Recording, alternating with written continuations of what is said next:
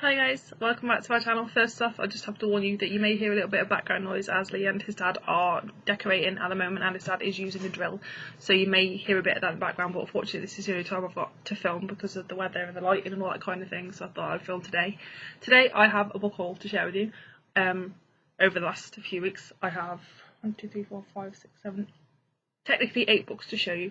I'm not going to go into too much detail about these because I have read some of these and I will be talking about them in my monthly reading wrap up at the end of the month, but I thought I would just go through with you now and share what I've been buying for myself lately. So I have volumes 1 to 4 of the Saga comics. I'll just hold up the first one, by Brian K. Vaughan and illustrated by Fiona Staples. I've seen these go around on BookTube for the last couple of years and heard about them on other social media, and I was intrigued, so I bought it and it's absolutely awesome. Such a good graphic novel series. Trigger warning, there is some nudity and some sex in these, and obviously there's killing, there's dog murder and bad language and abuse and that kind of thing, but it's such a good series so far. I read volume 1 and 2 in the same day and then left it a couple of days and read volume 3 and 4, and I've just bought some more, so I'll be reading them today and they will be featuring in my monthly wrap up, obviously, because I'll read them as soon as they're here. They're going to be here today. But yeah, highly recommend this. Highly recommend this. I love Alana, who is this lady here, who's one of the main characters. She's one of the funniest and one of the most badass characters I've read about in a while.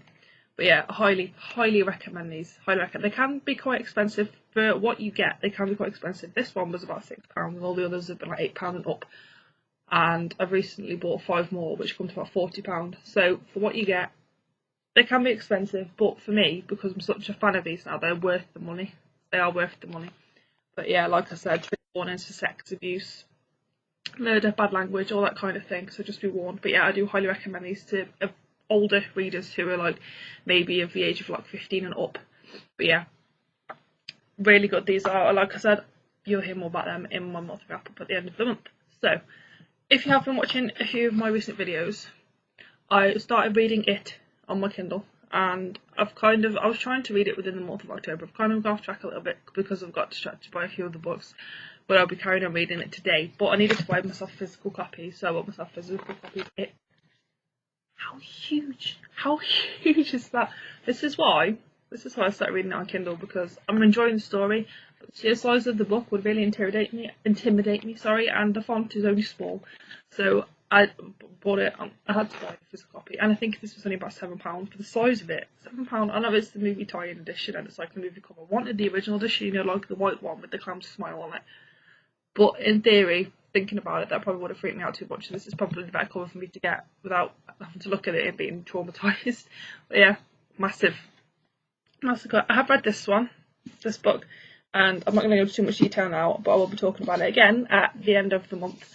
And it's called Pages & Co. Tilly and the Book Wanderers by Anna James.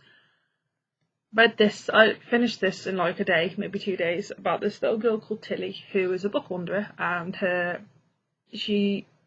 dad died when she was younger, or has gone missing, and her mother went missing, so they don't know where. She doesn't know where either of her parents are. She lives with her grandparents in a bookstore, and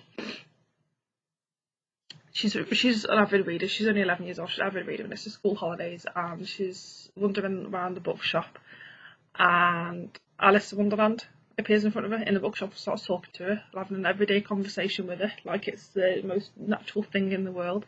And then she bumps into Anne from Anne of Green Gables, and then she realises she can wander in the books with these characters, so she can go into like Alice in Wonderland and go to a tea party, and she can go to school with Anne from Green Gables and things.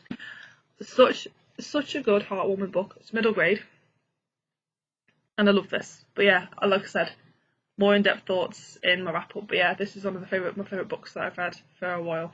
So yeah, more thoughts at the end of the month, so keep a lookout for that. I went away recently for a couple of days with Lee for his birthday, because it was his birthday a couple of days ago.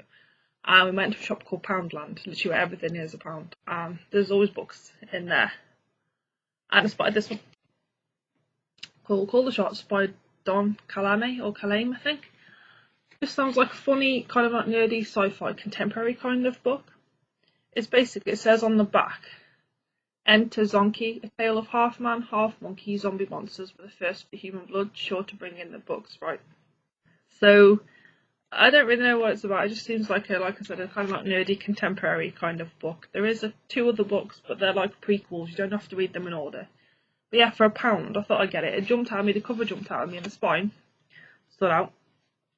So I thought I'd see what it's like. I've never heard of this author before, but apparently it should definitely win an award or something for like a debut book. It's supposed to be really good. So I'll have a read and let you know what I think. Maybe I'll read it this month, I'm not too sure. But when I do, I'll be letting you know what I think. So yeah, if anyone has read this, please do let me know, because I have no idea what it's about. The cover jumped out at me, the spine jumped out at me, and it sounds funny. So let me know if you have read it.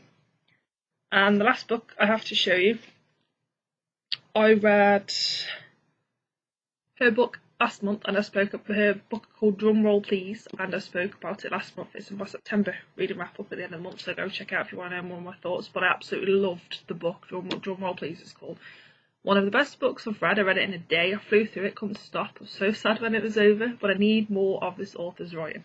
So I spotted this. She's got another book called Starting From Here by Lisa Jenn Bigelow, and it's about a girl who, wait then, let me just check. So she's 16 years old, her name's Colby, and she's been broken into too many times. Her mother's dead, and a truck driver father who's always away, and her almost girlfriend has just dumped her, so she's kind of on her own, hasn't really got anybody to depend on. I think she lives with her grandparents, and she adopts this stray dog, and it's basically her learning to be out on her own, learning to make her own decisions, look after herself, maybe not be as selfish as she normally is, because obviously she starts looking after this dog and looking after people, starts working at a certain place where she has to change her ways, and it's just, I think it's just like a contemporary, like Drumroll Please.